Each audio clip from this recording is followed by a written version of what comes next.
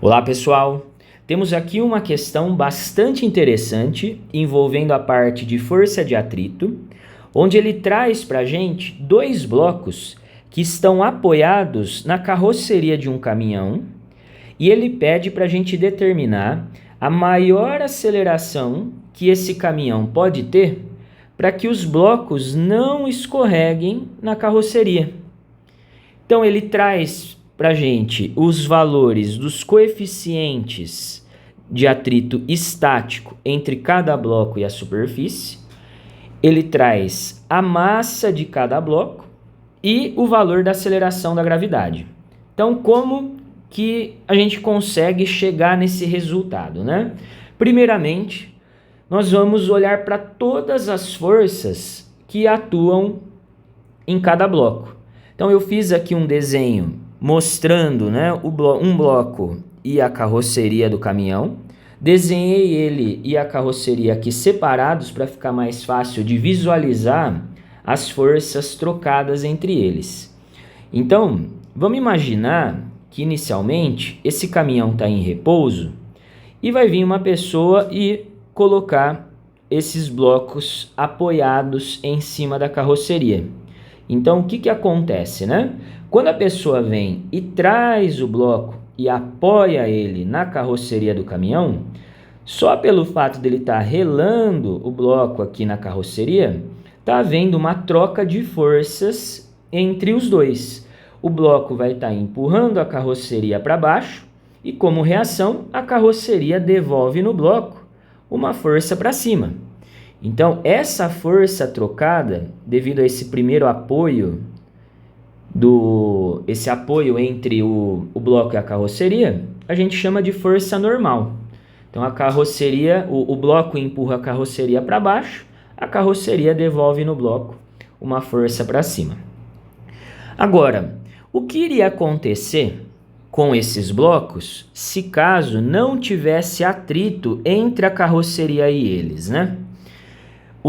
Supondo que o caminhão está inicialmente em repouso, quando o motorista aperta ali o acelerador e faz o caminhão começar a ganhar velocidade para a direita, o caminhão vai ter uma aceleração aqui para a direita e se caso não tivesse atrito entre a carroceria e os blocos, como eles estão em repouso em cima da carroceria, por inércia, esses blocos tenderiam a permanecer em repouso.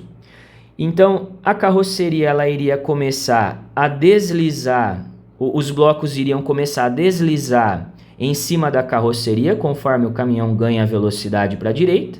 E se não tivesse nenhuma proteção aqui no final da carroceria, os blocos, depois de um tempo, iriam cair fora do caminhão. Então, se um observador tivesse aqui em cima do caminhão, como que ele iria estar vendo esses blocos, né?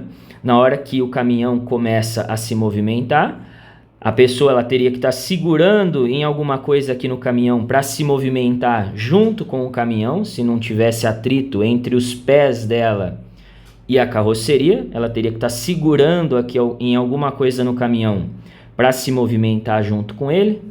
E aí no momento que a pessoa e o caminhão estão indo para a direita, essa pessoa iria ver os dois blocos escorregando para trás. Eles iriam deslizar para trás por conta, né, da ausência da força de atrito. Então, pensando aqui nas forças trocadas entre os dois, para que o movimento, né, para que os blocos não deslizem em cima da carroceria, precisa existir atrito entre a superfície debaixo deles aqui e a superfície da carroceria. Por isso que eu fiz essa deformidade aqui na representação da carroceria e da parte de baixo dos blocos. Então, na hora que o caminhão inicia o movimento, ou melhor, no momento que os blocos são colocados em cima do caminhão, é como se tivesse havendo um encaixe entre a superfície da carroceria e a superfície de cada bloco. eles ficam encaixados. E no momento que o caminhão inicia o movimento para a direita, aqui por exemplo, né, o movimento do caminhão, o caminhão começa a acelerar para a direita, esses encaixes aqui vão estar trocando forças, o caminhão, a carroceria exerce no bloco uma força para a direita, e essa força seria a força de atrito. A força que essas deformaçõezinhas aqui entre as superfícies estão trocando seria a força de atrito. Como reação, se a carroceria empurra o bloco para a direita, como reação, o bloco está fazendo na carroceria uma força de atrito para a esquerda. A reação dessa força normal, a carroceria está empurrando o bloco para cima, a reação dessa força seria aqui na carroceria para baixo. A carroceria empurra o bloco para cima e, como reação, o bloco empurra a carroceria para baixo. Eu coloquei aqui essas forças de reação só para a gente complementar o nosso raciocínio, porém o que interessa para a gente na resolução desse exercício são as forças que estão atuando no bloco somente. E aí o que está faltando, né? Qual é a força que está faltando nessa questão? É a força que aparece devido à influência da gravidade, que seria a força-peso. Então a gravidade atua no bloco e faz aparecer nele, nos dois blocos, né, a força-peso para baixo. Então essa seria uma condição, uma situação que a gente poderia analisar essa questão. Eu considerei que o caminhão está ganhando velocidade para a direita, ele está partindo do repouso, por exemplo, e ganhando velocidade para a direita, mas também daria para a gente resolver essa questão pensando no caminhão freando. Se caso o caminhão estivesse freando, ele estivesse perdendo velocidade, ele teria uma aceleração para a esquerda, ele teria uma desaceleração no caso, né? E aí, quando ele começa a frear, os blocos eles teriam a tendência de escorregar para frente. E aí, eu iria vir nesse desenho e colocar a força de atrito no sentido contrário. Eu colocaria aqui para a esquerda e aqui na carroceria, no caso, para a direita. Mas para esse exercício não faz diferença, não tem uma diferença na hora da gente chegar no resultado. Não faz diferença na forma como a gente vai analisar. Eu posso pensar tanto nele, no caminhão acelerando como desacelerando. Então, olhando agora somente para as forças que atuam no bloco, em cada bloco, a gente sabe que não vai haver nenhuma possibilidade de movimento na direção vertical. Ele afirma aqui no enunciado que o caminhão ele trafega em uma estrada plana, horizontal e retilínea, então não vai haver nenhum movimento do caminhão na direção vertical. Então eu posso afirmar que essas forças, a força normal e a força-peso, estão se anulando. A intensidade da força normal é igual à intensidade da força-peso, e a força-peso a gente calcula com o produto massa vezes gravidade. Vou deixar aqui essa expressãozinha. Como a normal e a peso estão se anulando, sobra aqui nesses blocos a força de atrito. Força de atrito é a força que está sobrando aqui. Essas duas se anularam. Ela seria o efeito de todas as forças. Se a gente olhar para o efeito dessas três forças, como a normal cancela com a força peso, está sobrando a força normal, então a força de atrito, está sobrando a força de atrito. A força de atrito ela faz o papel de força resultante. Ela é a força resultante que atua nesse bloco. Ela é o efeito resultante das três forças que estão atuando nesse bloco. Então eu posso afirmar, escrever dessa maneira. A força resultante, né? Lembrando, né? Se eu pensando em vetores, se eu tenho um vetor de 10 para cima e um vetor de 10 para baixo, e um vetor de qualquer outro valor aqui para a direita, vamos inventar aqui 50, O vetor resultante entre esses três seria o vetor de 50, porque essas forças na vertical estão se anulando. Então, no caso, a força de atrito faz o papel de força resultante, e aplicando a segunda lei de Newton, que fala para a gente que força resultante é massa vezes aceleração, eu tenho aqui uma expressão inicial para a força de atrito. Agora, pensando na condição do exercício, como ele quer que a gente encontre a maior aceleração permitida para que os blocos não escorreguem, significa que esses blocos eles estão numa situação de quase começar a escorregar na carroceria do caminhão. Eles estão quase para escorregar na carroceria do caminhão. Então, essa força de atrito, ela é uma força de atrito estático, porque não há escorregamento, eles não escorregam, mas como eles estão quase para escorregar, essa força de atrito ela já está no limite. Essa força de atrito estático, ela está no limite do seu valor. É a maior força que as superfícies conseguem fazer para manter o bloco sem escorregar. E esse atrito a gente chama, quando o corpo está nessa iminência de movimento, está quase para escorregar, mas não escorrega, a força de atrito a gente chama de força de atrito estático máxima.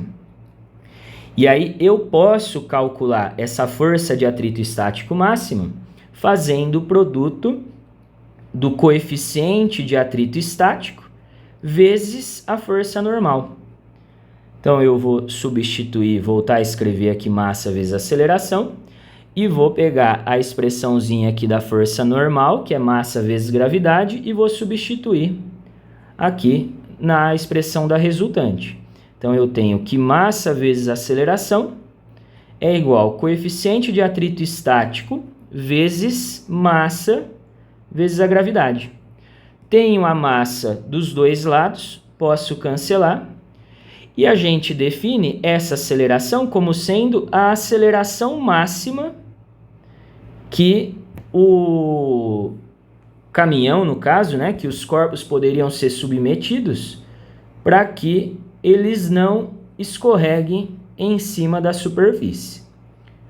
Então, essa expressão, a gente está chegando nela, né, pensando num bloco genérico. Aqui a gente ainda não está olhando especificamente para o bloco X ou para o bloco Y, mas só que de maneira geral, o que já dá para a gente concluir aqui? Que a aceleração máxima que eles vão suportar não dependem da massa de cada bloco. Por mais que o exercício trouxe aqui para a gente os valores da massa do bloco X e do bloco Y, essas massas não vão estar interferindo no valor da aceleração máxima que o caminhão pode ter. Então aqui, eu vou pegar esse desenho, vou pôr um pouquinho mais aqui para a direita. Se a gente for pensar no bloco X, inicialmente, agora olhando de maneira específica para cada um, qual seria a aceleração máxima que o bloco X suporta? Seria, olhando aqui para a expressão, o coeficiente de atrito estático do bloco X, que é o μ estático aqui, μx, vezes a gravidade. E do bloco Y, qual seria a aceleração máxima que o bloco Y suporta, sem escorregar? Seria o coeficiente de atrito estático dele, vezes a gravidade. Então eu tenho que a aceleração máxima que o bloco X suporta seria, olhando aqui para os dados, 0,4 vezes a gravidade, que é 10, e do bloco Y seria 0,3 vezes 10. Então, o bloco X, ele suporta, sem escorregar, uma aceleração de até 4 metros por segundo ao quadrado. Se o caminhão tiver uma aceleração de até 4 metros por segundo ao quadrado, o bloco X ele consegue permanecer em cima da carroceria sem escorregar. Agora, olhando aqui para a aceleração do bloco Y, a gente encontra um resultado menor, 3 metros por segundo ao quadrado. O bloco Y ele suporta até uma aceleração de 3 metros por segundo ao quadrado. Se a aceleração for maior do que isso, o bloco Y ele já vai escorregar. Então, como os dois blocos estão apoiados na mesma carroceria e estão no mesmo veículo aqui, né? Eles vão ser submetidos à aceleração do caminhão. Se o caminhão tivesse uma aceleração de 3,5, por exemplo, o bloco X iria permanecer em repouso e o Y iria acabar escorregando. Mas a condição da questão é que os dois blocos não escorreguem. Então, é preciso, né? A gente precisa ficar atento com a condição da questão e a nossa resposta seria o valor de 3 metros por segundo ao quadrado. A maior aceleração que o caminhão pode ter para que os dois blocos não escorreguem é 3, porque acima de 3 o bloco Y escorrega. Isso é uma certeza que a gente obteve com os nossos cálculos. Então, a nossa resposta, a maior aceleração que o caminhão pode ter para que os blocos não escorreguem, aceleração máxima que ele pode ter é de 3 metros por segundo ao quadrado. Então, o interessante dessa questão é a gente verificar, né, que as massas não influenciam.